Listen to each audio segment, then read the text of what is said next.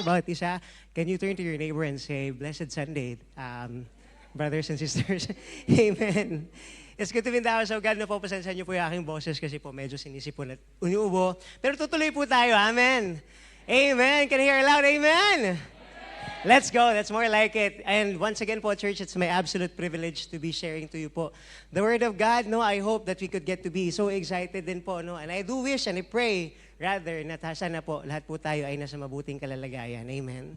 Amen. Maaaring po pumunta ka dito tapos hindi natin alam. Alam mo, duguan ka pala, pumunta ka dito. Amen. Amen. Pero pumunta ka dito for what? For you to be encouraged, for you to encounter Jesus. Amen.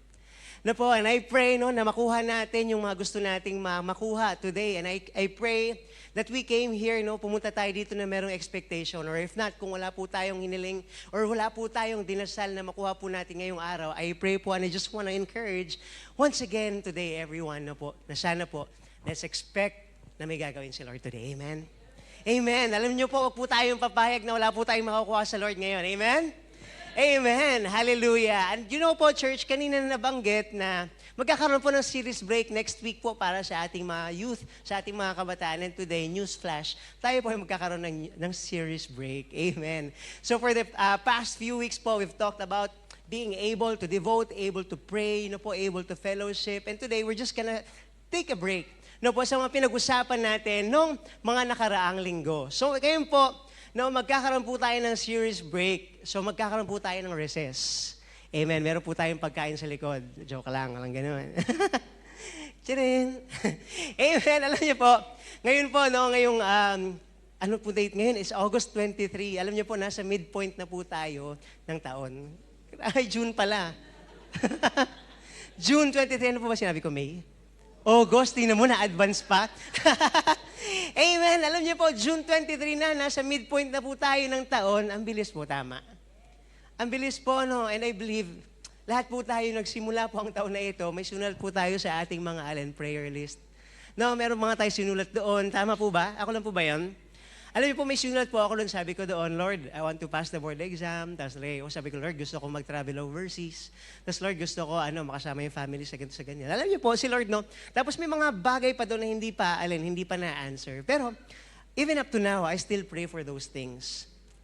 Kayo po ba, pinapanalangin pa rin po natin yung pinalangin natin nung sa simula nitong taon? Amen. I pray po na pinapanalangin pa rin po natin ito at hindi pa rin po tayo nadi-discourage na kahit na ilang buwan na, wala pa rin. Amen.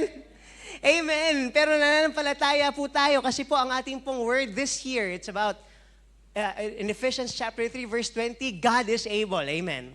Alam niyo po kung active po siya noon, active pa rin po siya ngayon. Tama? Amen. Alam niyo po, we've navigated the first half of this year with joys. Amen. May mga kagalakan.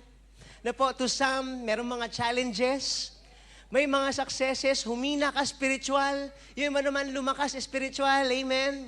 Na po, and we are celebrating with you, and to some, maybe, no, this year has a lot of setbacks, tama? May mga Lord, bakit naman ganito? Sabi, this year, akin itong taon na ito. Tapos nung kalahati ng taon, Lord, teka lang, parang parang ako yung inangkin ng taon na. Amen? Na po, but you know what, church? It's time for us to pause and ask ourselves this past 5 months, going 6 months, how have we grown so far? Na po, lumago po ba tayo spiritual? Lumago po ba tayo sa ating in ourselves? No? Are we aware of where are we right now? Alam niyo po, kasi totoo po ito, no? Kailangan po natin maging self-aware in our spiritual, in our mental, in our emotional. Asan nga po ba tayo ngayon? Or, maaari naman po na, tumutuloy na lang po tayo. Ang mangyari ay mangyari. Amen? Yun po ang tinatawag nating passive. Just being passive. Whatever happens, happens. Anong mangyari, mangyari. That's it. I'm okay with it. Na po, alam niyo po, I've been into that cycle for how many years? Okay lang yan. Kung anong mangyari, basta itong gagawin ko, maglilingkod pa rin ko. That's good. But you have to have a clear vision to where God wants you to be. It's really important, church. Kaya sinabi doon, di ba sa Bible, when there is no vision, the people perish. Importanteng may vision pa. May vision ka. Bawat isa po sa atin, no matter what season we are in, importanteng may vision, may direction. No po, that's why every year yan, nagkakaroon po tayo ng alin, ng prophetic word. God is able. Para sa lahat ng mga pinapanalangin natin, we could say, yes, God is able. Meron po tayong baon, meron tayong daladala throughout the year. But what's really important is, do you still have a vision with you? Meron ka pa rin pang direksyon na gustong matahak. Alam niyo po yun, no? And as we look back, we can ask ourselves, saan ba ako natumba? Saan ba ako umangat? No? And most importantly, paano pa ba ako, paano ako magpipress on towards the goals that God has called me? Amen. Alam niyo po, this year, no po, January, February, March, April, May, tapos ngayon June, nagulat po tayo, no? Parang lumipas na lang yung oras. Amen. No po, parang lumipas na lang po yung oras, tapos magugulat na lang tayo, oo nga, no? Magano na naman, whenever I see boys and girls selling lanterns on the street. Time flies so fast, sabi nga po nila. Alam niyo po, sa iba po sa atin, maaring dumating po tayo sa sitwasyon ng buhay natin na tumutuloy na lang tayo, no? At bahala na nga po kung anong mangyari. But how do we rebuild and renew? Alam niyo po, ang pag-uusapan po natin, ay pagsangit po itong pinamagatan ko, if we can put it in our slide, in our screen today. It's all about rebuilding and renewal. Rebuilding and renewal. Can you say it with me? Rebuilding and renewal. Now, church, how do we rebuild and renew? No? Paano ba tayo ulit tatayo at lalaban? Paano pa umulit? Paano? Amen? Even just asking those words. Asking those questions to yourself. Paano nga ba? But it's only by what? Focusing our eyes to the Lord. Ayun po, these days are cruel. No? Marami kang pagdaanan. You could to be so disappointed. You can be discouraged. You can be frustrated. But what's important is, saan po ba nakatuon yung ating mga mata? Saan po ba tayo nakatingin? No? Sabi po ni Lord Jesus Christ, this world, you are going to face trials and tribulations. But take heart, I have overcome the world. No, it's really important to understand. Kasi po, totoo po yan. Hindi po, dati po, no, parang yung old school na sinasabi sa atin na pag tinanggap mo si Lord, wala na yung mga problema mo. Ayan. No, tapos nagulat ka, tapos sasabihin mo ulit sa leader mo, alam mo, nung nakilala ko si Lord, parang mas lalo akong naghirap. Amen? Kasi nagiging aware ka na. No? Nagiging aware ka na alin sa pagsunod sa Lord, no po, sa tinatahak po nating landas, of course, in righteousness, in holiness, it's never gonna be easy. No, yung mga bagay na ginagawa natin noon, nagulat ka, dati normal naman yun kasi ginagawa ng sangkamunduhan. Tapos nung namulat ka sa katotohanan, ay oo nga, hindi nga. Then the struggle begins. Amen. Even just going here on Sundays, no, dati naman, hindi mo naman to routine, pero every Sunday pumupunta ka ba? For what? No, kasi nagkaroon ka na ng encounter with Jesus Christ. And that's, you are growing. That's because you are growing. Tayo po ay umuunlad na. Without you even knowing, tayo po ay lumalago sa pananampalataya. Without you noticing it, magugulat ka na lang, oo nga, no, dati hindi ko naman ginagawa to, pero ngayon tumutuloy. Amen. At tingnan mo yung katabi mo ngayon, dati naman hindi na niya man ginagawa to, pero ngayon tumutuloy. Amen. That's just a revelation na alam niyo po yun, na inaakay po talaga tayo ni Lord from another point to another point. No? May progress. And sometimes we are not aware of it kasi nga nakatuon tayo sa mga meron tayo sa kamay natin. Usually nga, ang meron tayo sa kamay natin is what? Yung ating mga struggles, tama? Tapos naka-highlight tayo doon, yung ating mga struggles, no? Yung ating mga disappointments. Yung ating mga mata, nakatuon doon na nakalimutan na natin, oo nga no, may ginagawang maganda si Lord. Amen? Now, church, today, I believe God is gonna speak to us, no? For us also to be in the track to where He wants us to be, no? Today po, pag-uusapan po natin itong story in the book in the Bible, in the man of God in the Bible rather. No mo? A man who faced what? Immense challenges, no po, mga sitwasyon sa buhay na sana hindi niya na lang naranasan. But then he remained steadfast, no? At ginawa niya yung tungkulin na pinapagawa sa kanya ni Lord. Shall we all stand up as we read on the Word of God today in honor and reverence to His Word? Now, shall we look to the book of Nehemiah, chapter 1, verses 1 to 11. No, I will be reading on the first slide. Kayo po sa next slide. Sabi po doon, the words of Nehemiah, son of Hikaliah. No? Siya po ito yon. Si Nehemiah po yung nagsasalita dito. In the month of Kislev, in the 20th year, while I was in the citadel of Susa, kayo po sa next slide.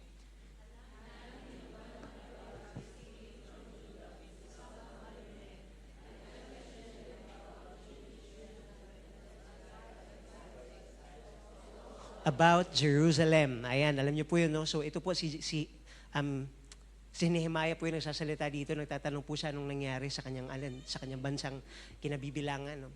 Tapos sa verse 3, sabi niya doon, they said to me, ito po yung response sa kanya, those who survived the exile and are back in the province are in great trouble and in disgrace.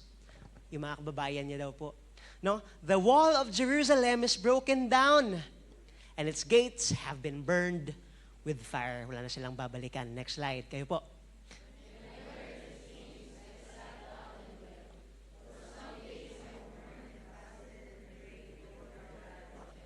The next slide.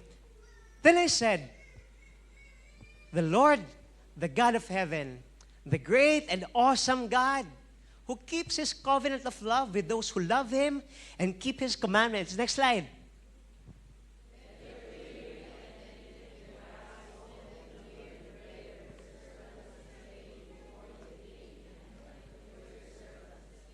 People of Israel, I confess the sins we Israelites.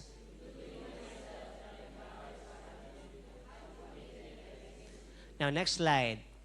We have acted very wickedly toward you. We have not obeyed the commands, decrees, and laws you gave your servant Moses. Next slide, kayo po. Remember the instructions. If you are unfaithful, I will scatter you among the nations. Now, next slide. But if you return to me and obey my commands, sabi niya, no, nire-remind niya yung sinabi ni Lord. Then even if your exiled people are at the farthest horizon, kahit malayo na sila, I will gather them from there and bring them to the place I have chosen as a dwelling place for my name. Next slide, kayo po.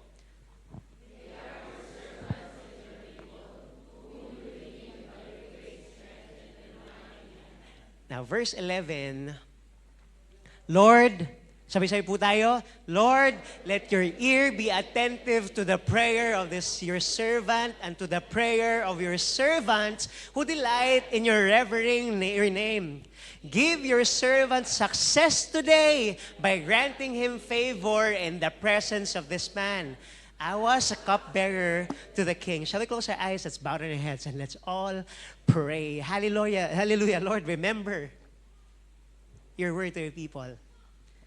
Lord, we remember you are an awesome God. Lord, we just want to remember that you are great in our lives. Lord, and also help us remember if we ever get to forget na nakalimutan na namin kung gaano kakabuti sa aming buhay. Lord, remember. Help us remember. Help us remember, Lord, what you have done. Hayaan mo, Panginoon, na aming maalala ulit yung ginawa mo sa aming buhay noon, even now. Lord, today, we stand in remembrance, may pag-alaala na yung ginawa sa aming buhay at sa aming pamilya, sa aming kaibigan, sa aming simbahan, sa lahat, Panginoon, na parte ng aming mga buhay. Lord, we just want to remember that whenever we are facing anumang sitwasyon meron kami ngayon, we choose to remember your goodness. Whatever situations we are in right now, we choose to remember your kindness. We choose to remember your faithfulness, Father. And Lord, we just want to thank you sapagkat hindi ka patapos sa amin, Lord. The season of our lives, Lord, in this very era, in this very hour, you're going to rebuild something in our hearts. You're going to renew something in our hearts. You're going to ignite fire into our hearts today, we pray.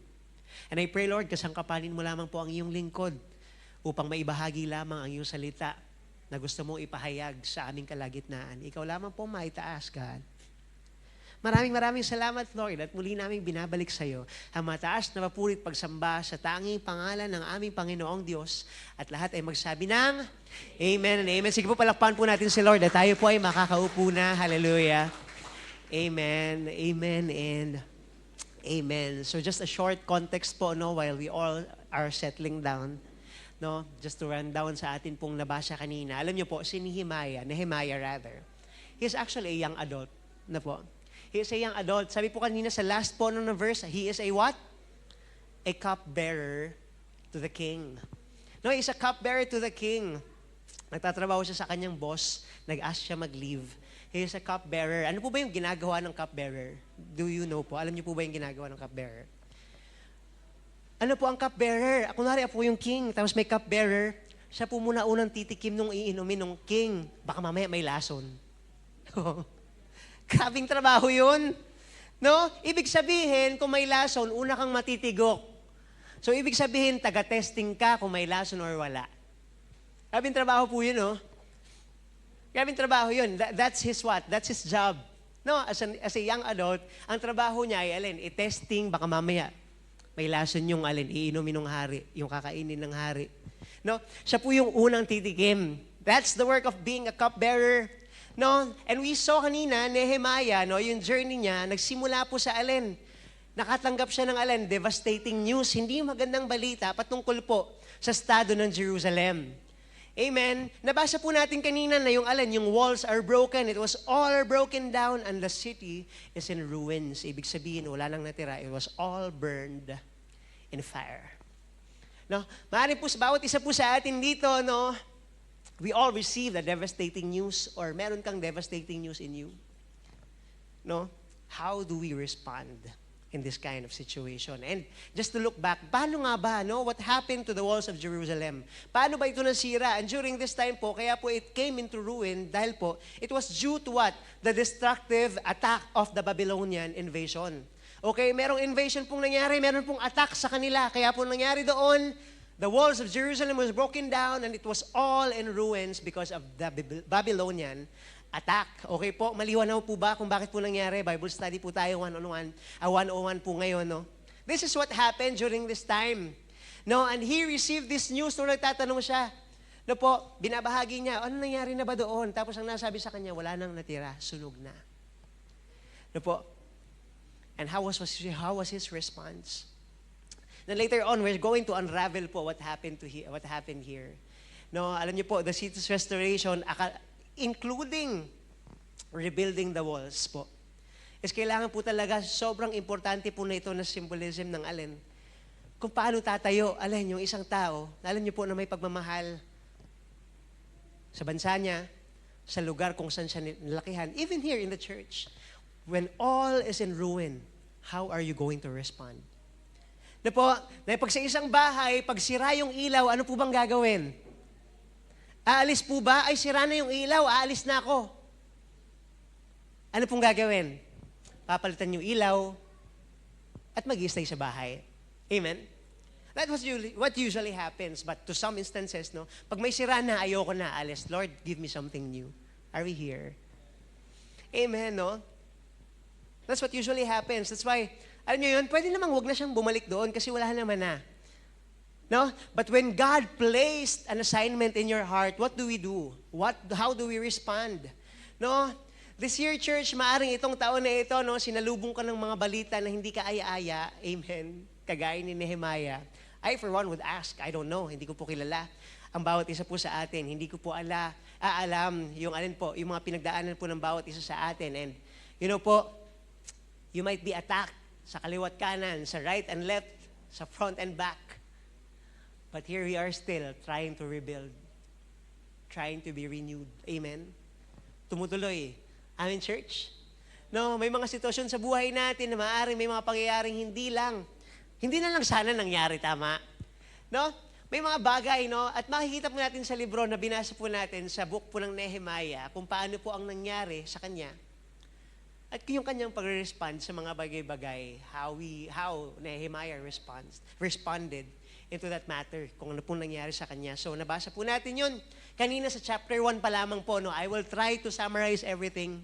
No po, I will try to summarize everything, the book of Nehemiah, until we reach that moment kung saan, how he rebuilt, no, how God helped him to rebuild what was broken and in ruin. Na po, mahirap po ba na usually po, kahit nga pagsira na yung salamin, di ba, pagwasak na, goodbye. No? And that's a different matter. Iba po yan, no? Pero pag meron na pong nasira sa ating mga puso, what do we do? No? Even trust. Amen? No? That could be trust or relationship. No? Or maaring alin, a frustration sa ating mga pangarap. Lord, hindi naman nata mangyayari. Wag na lang. It was all in ruin now. Wag na lang. No? How do we rebuild? Paano po ba natin ulit itatayo? Amen? Have you experienced once in your life na akala mo, no, parang this is the point, the breaking point of your life na akala mo, tama na to, Lord. No? Akala ko ba mabuti ka? No? Ako lang po ba yun? Akala ko ba tapat ka? Amen? Pag may pinagdadaanan na hindi mo kagusto-gusto, alam mo yun? No? And then one day, papalalahanan sa'yo ni Lord. At maalala mo din, no, kung paano ka inakay ni Lord. No? Makikita mo din yung katapatin ni God kung paano kanya inakay noon, ngayon, at sa mga susunod na mga bukas. No po, and today, I only have 3 points for us to just talk about and to just really reflect on po sa nabasa po natin sa ano pong tugon dito po ni Nehemiah. 3 bagay lamang po. Number 1, I just want to go deep and dive deep po sa pag-uusapan po natin. Number 1, this is really important. Remembering God's faithfulness. Remembering God's faithfulness. Do you remember God's faithfulness? It says in the book of Nehemiah chapter 1 verses 4 to 6. Shall we just read on? This is his response. Nung narinig ko itong mga bagay nito, when I hear these things, pakibasa po, anong ginawa niya? I sat down and wept. And for some days, anong ginawa niya po? I mourned and fasted and prayed before the God of heaven. Wow. And sa next slide tayo. Then I said, Lord, the God of heaven, the great and awesome God, who keeps His covenant of love with those who love Him and keep His commandments. Now, next slide. Let your ear be attentive and your eyes open to hear the prayer your servant is praying before you day and night for your servants, the people of Israel. I confess the sins we Israelites, including myself and my father's family, have committed against you. Sabi po yun, no? Ano pong ginawa niya? Binalik niya kung sino si Lord sa buhay niya. Now, how do we usually respond pag meron po tayong mga hindi kaaya-ayang nangyayari sa buhay natin? Woo! Ano ba yan? No? Ayoko na dyan. Amen? No po, but his response here was very profound. Sabi niya, no? Siya po ay umupo, he mourned. What? Ang ginawa niya, talagang he just felt the pain, of course. Masasaktan ka eh. Tama? Pag meron pong nangyari sa iyo or sa family mo, may nangyari sa iyo, di pa po, of course, you're going to feel that pain. Talagang may mga emotions and what? Clear naman po doon that he was just a human as well. He sat down, he mourned, but then he prayed and fasted. And then all the more, as I just look, no, as we read, sabi niya doon, Lord, the God of heaven, the great and awesome God, come on. Na po, kahit may pinagdadaanan po tayo sa buhay po natin, hindi po nito ma-erase kung gaano ka-great si Lord. No, kung gaano ka-awesome si God sa buhay natin, regardless sa pinagdadaanan natin, lalo na kung hindi umaayon sa atin, feeling natin, sa sitwasyon natin ngayon. Amen? But what He did was what? Remembering who God is. Remembering His faithfulness. When faced with situations. Now, church, what you remember is important. How you remember is important. Now, ano bang naaalala mo? No? Ano bang naaalala mo about Him? This is really important. Pag meron na po tayong mga challenges sa buhay, it's just a short encouragement. Go back. What do you remember? Anong naaalala mo? No? Ano pong naaalala mo? Usually yan, pag sa tao po, no? Maalala natin yan, especially pag what? When faced with conflicts, ito yung ginawa niya sa akin. And then we forget all the good things. Amen? No, nakakalimutan na yung mga magandang bagay. And then what we just remember is what? All those what? Hindi magandang bagay. But what happened here, he remembered who God is. Importante po yung church. No? How you remember and what you remember is important. Even tingnan mo yung katabi mo ngayon, anong naaalala ko dito? Tingnan mo. Alam niyo po yun, importante kung anong naaalala mo dyan sa katabi mo. All the more sa Panginoon po natin. Amen. Do you remember how God saved you? No, nung tinanggap po natin si Jesus Christ as our Lord and personal Savior, do you remember those moments? No po, naalala ko po noon, parang ayoko nang umalis sa church, sa simbahan, dito na lang ako, Lord, kunin mo na ako, ayoko na magkasala. Opo, there are those times na lalo po kasi madalas po kami nasa mission trip during that time. No po, every time na, kunwari, sobrang kapal ng presensya ni Lord, gusto ko na, Lord, kunin mo na ako ngayon, ayoko na magkasala. May mga ganong moments because why? Lord, this is the only thing I want to remember. Ito lang yung gusto kong maalala, Lord, kung paano mo ako sinamahan, kung paano mo ako niligtas. No po, and as a human being, si Nehemiah would have felt what? Of course, no? Naranasan niya po yung deep sorrow, helplessness, and yung concern niya para sa kanyang mga kababayan.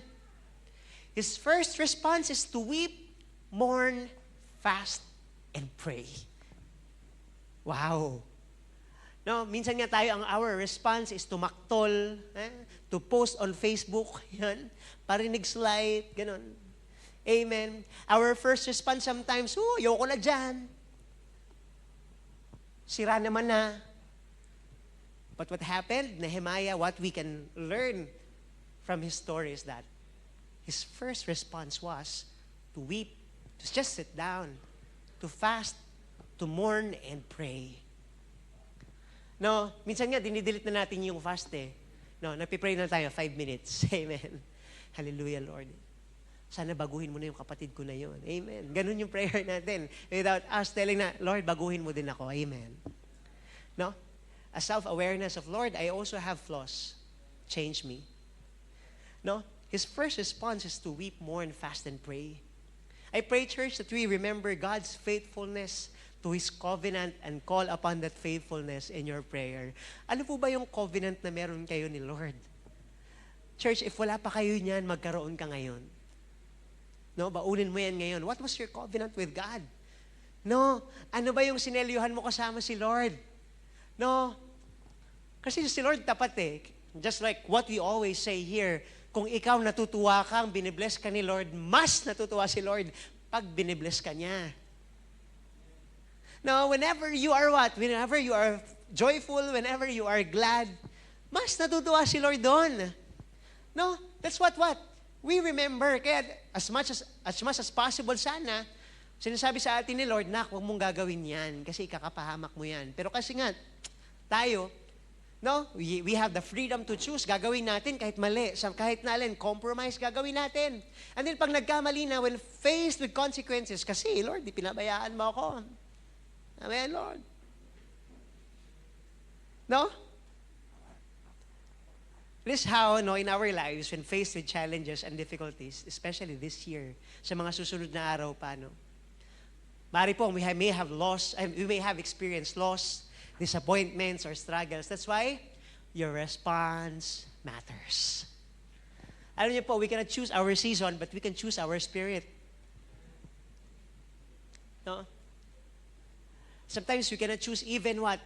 We cannot choose in that situation kung asan tayo. Pag pumasok tayo sa work, ganun na yung environment. But we can choose to respond. We can always choose how to respond. Amen? No? Even sa mga sitwasyon natin, that's why everyday church, no, it should be our desire to be like Him. To be like Jesus. No po, while I was reading on to this, alam niyo po ba, importante pala itong maintindihan natin yung salitang desire. Yung ninanais po natin. No po, ninanais natin maging kagaya ni Lord. No? Desire po pala yun. Kaya po tayo nagkakaroon ng desire kasi wala tayo nun. Kaya ninanais po natin. No? Sometimes po kasi we are just what? Stuck in the beauty and in the awesomeness of God na nakalimutan natin we are actually called to be like Him. Dinidesire pala yun. It's an everyday decision. Lord, I want to be like You. No? And if we desire that, church, iba yung response mo. Iba ka mag-response. No, it's really a decision. No, kailangan po natin na always alalahanin kung ano po yung pagkakatawag sa atin ng Panginoon. Kasi po, church, no, dito po sa mundong ito, of course, we're going to face trials and tribulations, pero ang katapatan niya ang nag-iisang tiyak sa libu-libong duda. That's the only thing that matters here. Grabe yun. Alam niyo yun, pag binasa niyo pa po itong book na ito, nung he was trying to rebuild, madami pa po siyang naranasan dyan. No? Magkakaroon pa tayong mga narrative later on, but church, if I could just encourage you sa lahat ng pinagdadaanan natin, in good or in bad, I pray and just want to encourage you, remember Him. Remember Him. No, lalong-lalo na pag masayang-masaya ka, sometimes nakakalimutan na natin, it's all actually God's favor. It's God's blessing. No? And in bad, and in what? And in happiness of our lives, remember Him. No matter what season we are in, remember Him. In Psalms chapter 77, verses 11 to 12, it says there, I will remember the deeds of the Lord. Yes, I will remember your miracles of long ago. I will consider all your works and meditate on all your mighty deeds. Panalangin ko po, no, naminging panalangin natin ito, Lord, I will remember your deeds. Alalahanin kong yung ginawa mo sa aking buhay. Alalahanin ko yung mga miracles, Panginoon, na ginawa mo sa buhay ko na noon pa. No?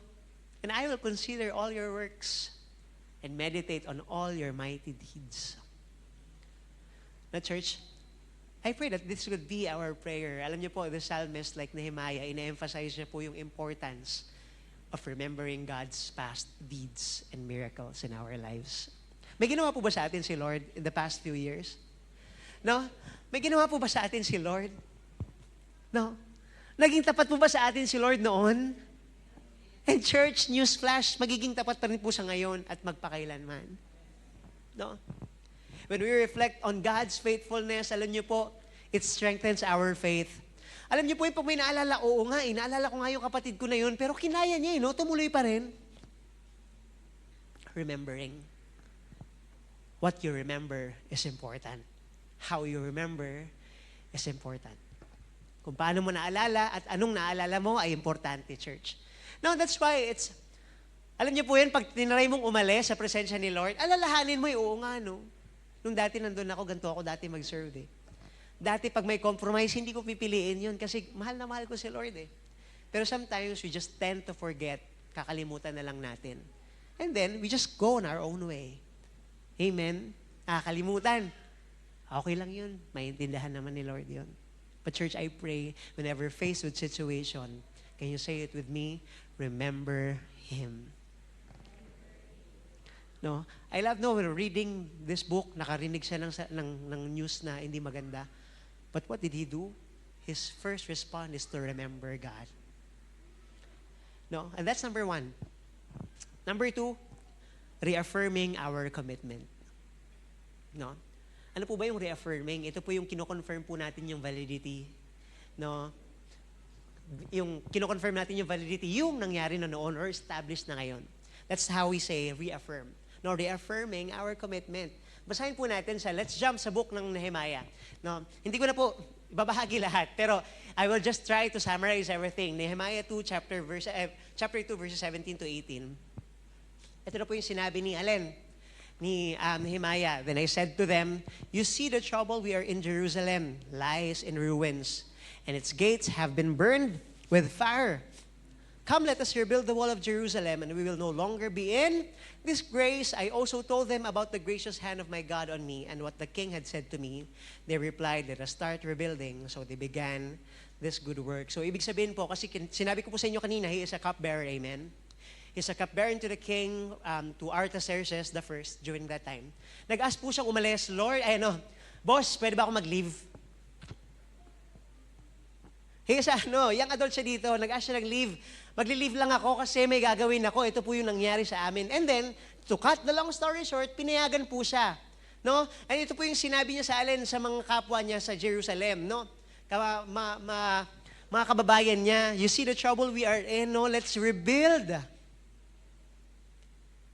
Para we will no longer be in disgrace. Anong nangyayari po, no? Nabasa po natin, so they began this good work. So, ayun po, to cut the long story short, once again, si Nehemiah dumating po sa Sa Jerusalem. And inassess niya po yung sitwasyon. No? Ang ginawa niya po, he calls the people to action. No, ang ginawa niya po, no, shinare niya po yung vision to rebuild the wall and reassure them that God's favor and provision is gonna be present. Church, in this year, sa mga susunod mga araw pang nagdaan, no, I pray that we can, just like Nehemiah, we step into into that moment and we can reassess. Asa na ba ako ngayon? Amen? We can reassess, no? I pray that we could get to the time of reassessing. Asa na ba ako ngayon, Lord? Just like what Nehemiah did nung dumating sa Jerusalem. No, inassess niya yung situation, tapos ginawa niya, umaksyon. May gagawin. Amen?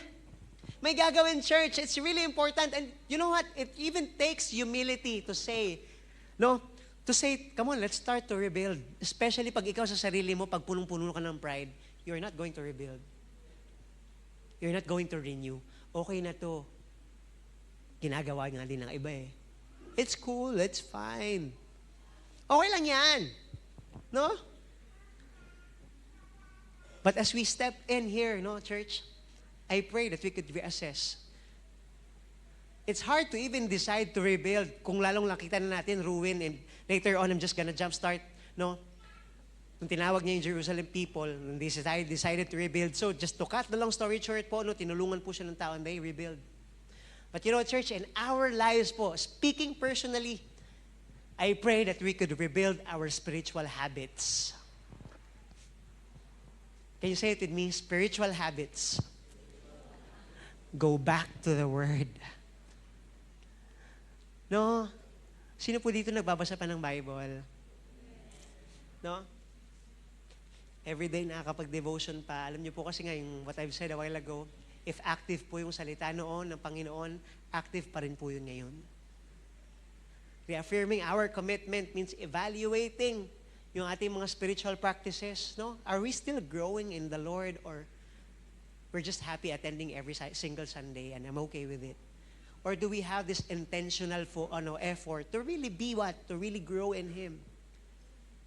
No po, alam niyo po kasi, intentional po yung paglago. Para po sa sarili natin, sa bawat isa po natin, kailangan po ng intentional effort. And conscious effort po. Kanya-kanya, kaya po sinasabi, di ba, kanya-kanyang lakad yan. So how are you walking now? Amen? How are we walking now? What areas of our lives po ba needs rebuilding? Ano po yung kailangan sa buhay natin na kailangan po i-rebuild? No, as we assess ourselves today, Lord, ano po bang kailangan kong i-rebuild sa sarili ko? Kailangan po maging self-aware po tayo. Amen? Kailangan maging honest po tayo kay Lord. The church, if you want to grow all the more this year, it needs effort. Tapikin mo yung katabi mo, sabihin mo kailangan ng effort. Sabi po sa Joshua chapter 24, verse 15, "But if serving the Lord seems undesirable to you, then choose for yourselves this day whom you will serve." Come on. Are you here? Kung yung paglilingkod sa Panginoon seems undesirable to you, yung pagsunod sa Panginoon seems undesirable to you, then mamili ka sa sarili mo ngayong araw kung sino yung paglilingkuran mo. Come on. Come on. Whether the gods your ancestors served before the Euphrates or the gods of the Amorites in whose land you are living. Kaya ito po yung sikat na passage. Ito po yung sinabi ni Joshua, "But as for me and my household, we will serve the Lord." Amen. Kung ayaw mo, sige. But as for me and my household, kung ayaw nyo, sige, okay lang. But for me and my Light Church family, we are going to serve the Lord. No, church, we can always choose. We can always choose.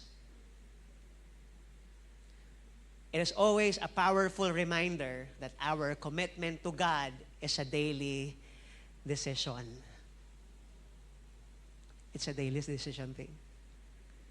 no, as we reaffirm our commitment to the Lord. And I'm just gonna cut straight to our third point, and this is the last. Ano po yung una? Remembering God's faithfulness. 3 R po ito, no? 3 R's. Ano po yung pangalawa? Reaffirming commitment. And number 3, rejoicing in renewed hope. Grabe yun. Alam niyo po, ako po natutuwa po ako pag, ayun, yung isang kapatiran po natin, no? Nakatanggap kay Lord, nawala ulit, tapos bumalik. Alam niyo po yung rejoicing in renewed hope. Grabe, no? Kahit ilang beses nang tumakbo to, talagang kinukuha pa rin pabalik ni Lord. Come on. Renewed hope. Ilang beses ka nang tumigil, pero nandito ka pa rin. Renewed hope. And church, we are rejoicing with everyone here. No?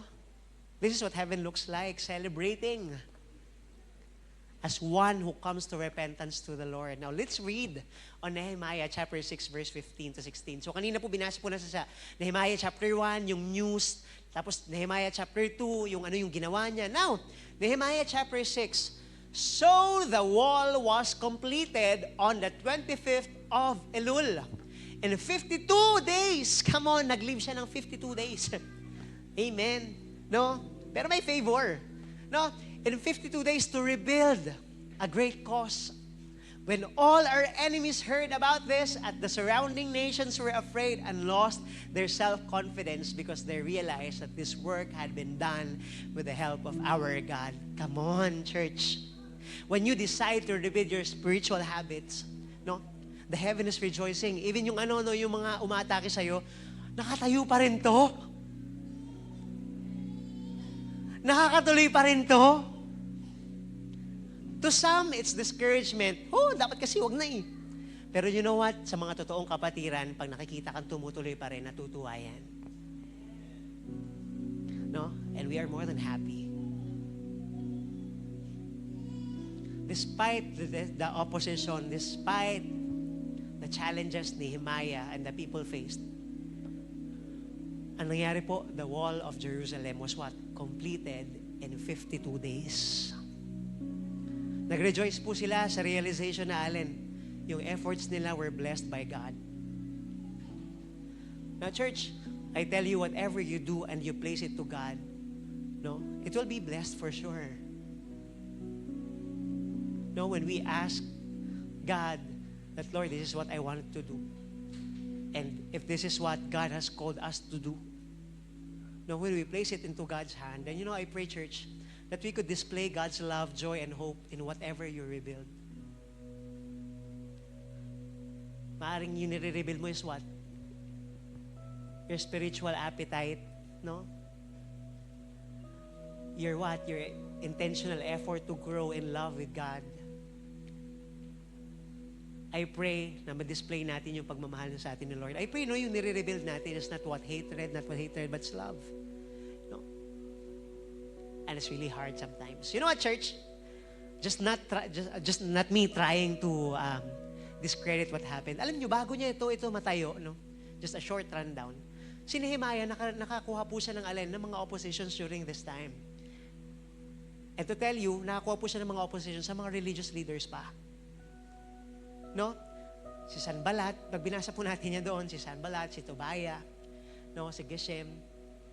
Sila po ay mga regional leaders. Minamak po nila si Allen. Tinethreaten din po nila si Nehemiah nung nire-rebuild nila yung wall.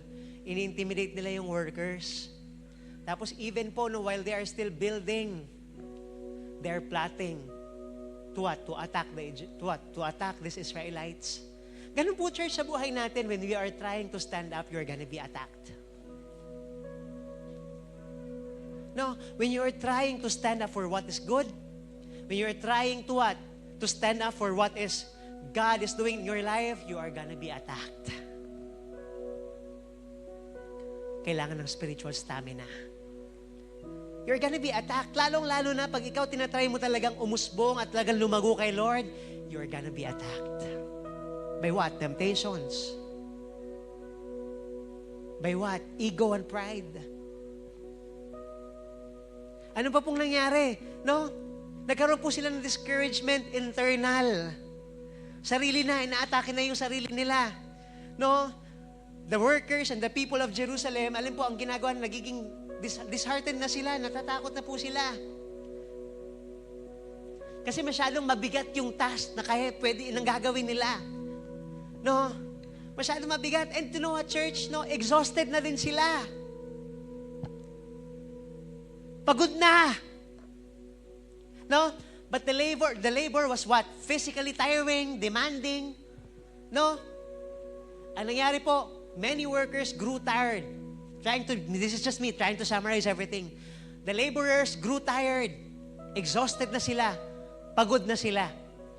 Pero, tinatry pa rin i-rebuild. And that could be you today. No? And that could be someone here today. That could be the person sitting next beside you. Pagod na, pero tinatry pa rin. No, pakitap naman yung katabi mo ngayon. Sabi mo, tuloy lang. No, what happened here pa? Economic hardship. Sino dito? Financially what? Lord, ano ba naman yan? No, kung kaya mo namang i-multiply yung dalawang isda at limang bread, Lord, paki-multiply yung 20 ko naman.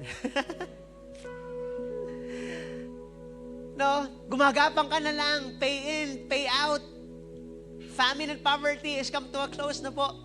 Ito po yung naranasan nila when they are trying to rebuild. Church, this year, sa mga susunod pang buwan, if you're going to rebuild and you're going to what? To press on to Jesus, you are gonna be attacked. Maaring financially, maaring emotionally, maaring spiritually. Church, newsflash, ngayon pa lang ibabalita ko na you are gonna be attacked. You are gonna be attacked. Tapos ano pa po? Nagkaroon po sila ng logistical challenges. Ibig sabihin po, no, kailangan po nila ng mga materyales kasi nga, they're trying to rebuild. No? Tinatry nilang i-rebuild yung yung walls of Jerusalem. Kailangan pa nila ng timber, stones, mga materials para ma-rebuild yung walls, no? But you know what, church? They were provided. Nag-provide si Lord. So, spiritually speaking, you're trying to rebuild your spiritual habits. God is going to provide. No?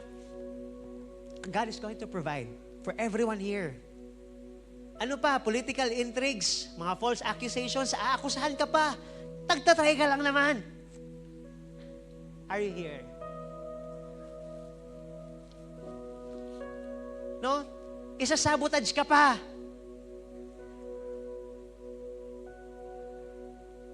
No, binaman-mouth ka pa. This is what happened to Nehemiah when he is trying to rebuild. And this is him trying to do what God has called him to do. Church, you are gonna be attacked. But how you remember God's faithfulness matters. Shall we read Jeremiah chapter 29, verse 11? Shall we just remember? For I know the plans I have for you, declares the Lord. Plans to prosper you, not to harm you. Plans to give you hope and a future. Isaiah chapter 40, verse 31. But those who hope in the Lord will renew their strength. They will soar on wings like eagles. They will run and not grow weary. They will walk and not be faint.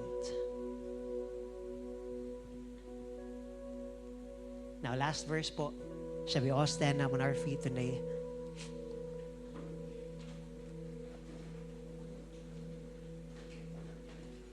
Psalm chapter 33, verses 20 to 22. We wait in hope for the Lord. He is our help and our shield. Now, next slide. In Him, our hearts rejoice, for we trust in His holy name. Next slide po, verse 22. May your unfailing love be with us, Lord, even as we put our hope in you. I pray that we could, ito po yung ating maging panalangin, no? Waiting and hoping to the Lord. He is our help and our shield. No? Let our heart rejoice, for we trust in His holy name. May His unfailing love be with us, even as we put our hope in Him.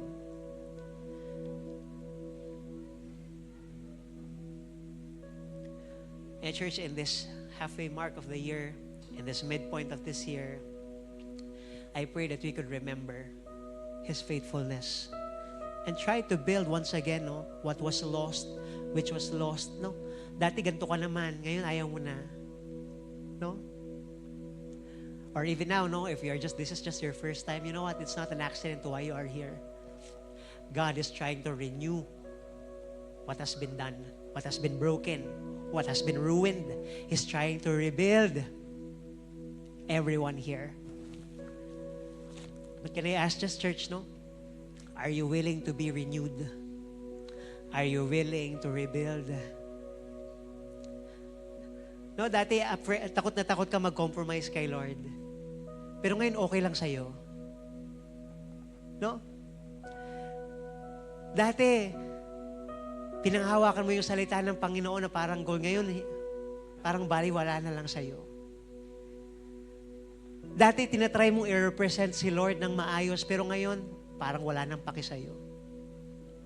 I pray that we could be aware and let's try to rebuild what has been broken and what has been ruined. Shall we close our eyes? Let's bow down our heads today.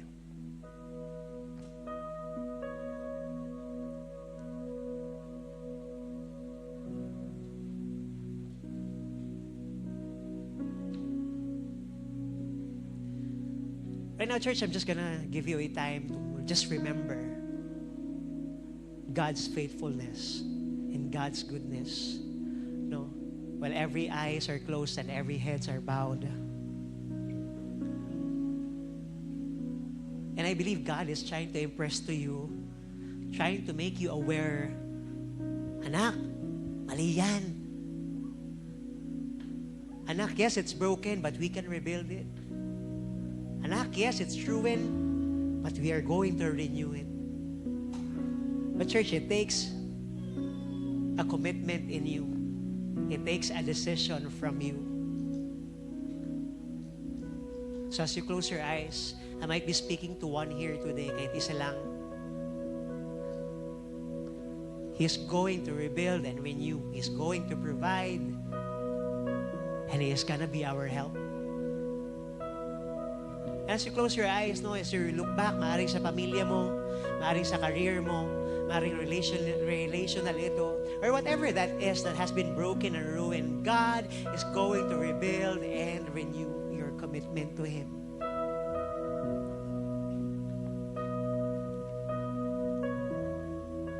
God's hands are here today as we feel His presence, as we worship Him today. I pray, church, that we could open up our hearts, we can open up our lives in allowing God to move in our midst. Hayaan natin siyang kumilos.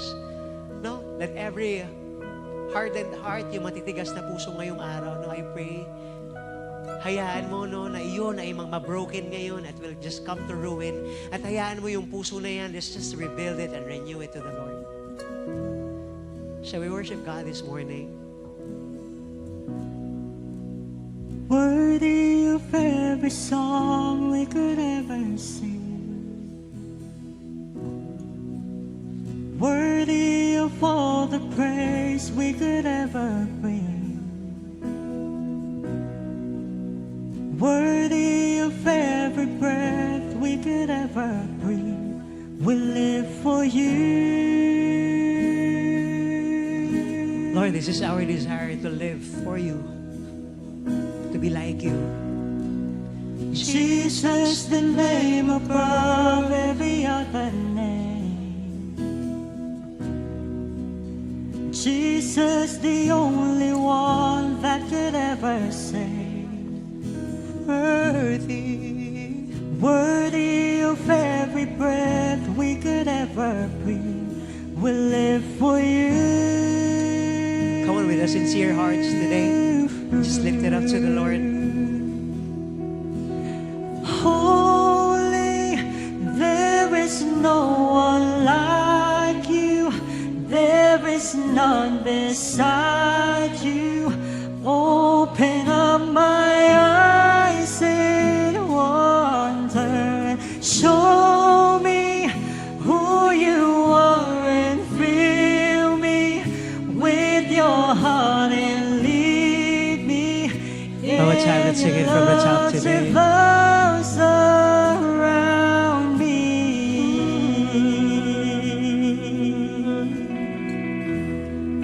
Help us remember your faithfulness.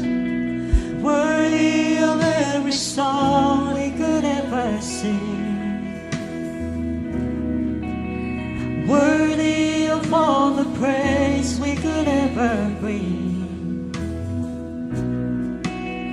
Worthy of every breath we could ever breathe. We'll live for you.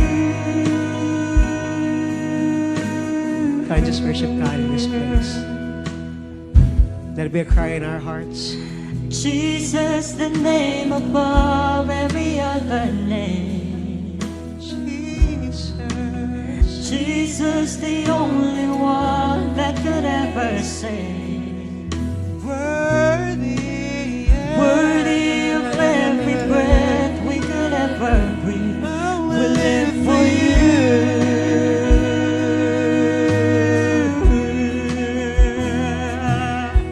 And holy, Come on, lift it up, church, there is today. no one like you. Lift it up today, come on. There is none beside. Let's just try to remember it. Let's try to rebuild who He is. Remember Him.